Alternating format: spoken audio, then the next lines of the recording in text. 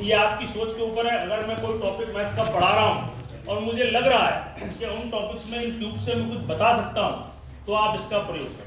Cube इसके लिए कोई ऐसा विशेष नियम या विशेष नहीं है कि आपको यही करना है। जैसे आपके दिमाग में आ जाए टॉपिक के अनुसार, कुछ 2-4 पॉइंट मेरे दिमाग में है वो मैं बताने का प्रयास करता हूं, लेकिन ये एक छोटा प्रयास है। आप ऐसा मान के चलिए आपके पास अपार संभावनाएं हो सकती हैं। चलिए मैं थोड़ा सा बड़ी क्लास से बात करता हूं, कक्षा 5 से शुरू करता हूं इस बार। जब अगर कक्षा 5 के संदर्भ में आप इनका प्रयोग 1-2 एक्टिविटी में आपको बता रहा हूं कैसे कर सकते हैं। जैसा कि आप सभी परिचित हैं कि कक्षा 4 और 5 के अंदर हमारे यहाँ भिन्न टॉपिक है, भिन्न फ्रैक्शन, ठीक है ना। और हम सामान्यतः भिन्न को इस तरीके से बताते हैं कि कोई भी एक वस्तु है उसके टोटल पार्ट्स कर लें और उस टोटल पार्ट्स में से जितने पार्ट्स हम ले लेते हैं उसको अंश के रूप में और टोटल को हम हर के रूप में डिनोट करते हैं, तो वो हमारा एक फ्रैक्शन या भिन्न कहलाता है। और अगर सिस्टमेटिक परिभाषा की बात करें तो ऐसी संख्या जो p/q के रूप में हो और q नॉट इक्वल टू 0, उसे हम भिन्न कहते हैं। लेकिन देखिए ऐसी किताबी परिभाषाओं से बच्चों को थोड़ा दूर रखिए।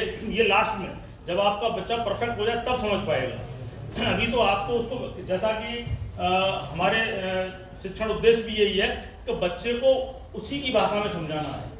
अगर वो किताबी मानक भाषा नहीं समझ रहा कोई बात नहीं, अगर वो उसकी माँ की पब्लिक भाषा या एग्जाम्पल या एक्टिविटी उससे समझ रहा है तो उसे समझाइए। एक्चुअल डेफिनेशन पर आप उसे बाद में लाएं। तो देखिए जैसे मैंने ये रॉड बना रखी है, इस रॉड के अंदर मेरे पास 8 ब्लॉक्स हैं, 8 क्यूब्स की एक रॉड है ना। तो ये टोटल में इसको 1 इकाई मान रहा हूँ, 1 यूनिट। देखिए जब भी गणित की कोई भी आप टॉपिक लें तो किसके संदर्भ में आप बात कर रहे हैं वो बच्चे को क्लियर होना चाहिए। मैं 8 ब्लॉक्स के संदर्भ में भिन्न की बात कर रहा हूँ, तो टोटल तो 8 हो गया, आपका हर तो ये हो गया। अब मैं इसमें से अगर 2 ले रहा हूँ तो ये जो भिन्न है ये इसके सापेक्ष कितनी कहलाएगी, 2/8। दो ये वाली 2/8 और ये वाली 6/8, दोनों साथ साथ चलाइए। 2/8 6/8 इस रॉड के सापेक्ष अगर मैं इसमें रॉड की संख्या, इस जो ये मैंने रॉड बनाई है, अब मैंने ब्लॉक्स कितने कर दिए, 10। मैंने भिन्न की इकाई बदल दी। अब वो पहले वाला कॉन्सेप्ट काम नहीं करेगा। अब ये जो बनेगा इस रॉड के सापेक्ष 2/10। पहले भी 2 ही लिए थे मैंने, लेकिन पहले क्या था 2/8। अगर इसके सापेक्ष लिया 8 है, अगर इसमें 2 लेता हूं तो ये इसके सापेक्ष 2/8, ये 10 थे तो यहाँ पे ये 2/10 और ये 8/10। यहाँ तक आप बात समझ रहे होंगे। देखिए एक रॉड से, अगर 8 वाली रॉड से आपने सारी भिन्न संख्या डाली तो शायद बच्चा ये समझेगा कि 10 के सापेक्ष ही ऐसा होता है। नहीं, आप हमेशा एग्जाम्पल बदलिए।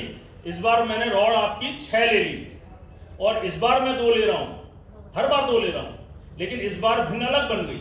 इस बार क्या बन गई आपकी 2/6 और ये वाली क्या बन गई 4/6। तो आप थोड़े से एग्जाम्पल एक्स्ट्रा लें जिससे बच्चे के कॉन्सेप्ट को क्लियर होने में आसानी मिले। आप कई एग्जाम्पलों से आप उसको समझाइए। 2 के बाद 1 लेके बताइए, ये आपका 1/8 और ये हो गया आपका 7/8।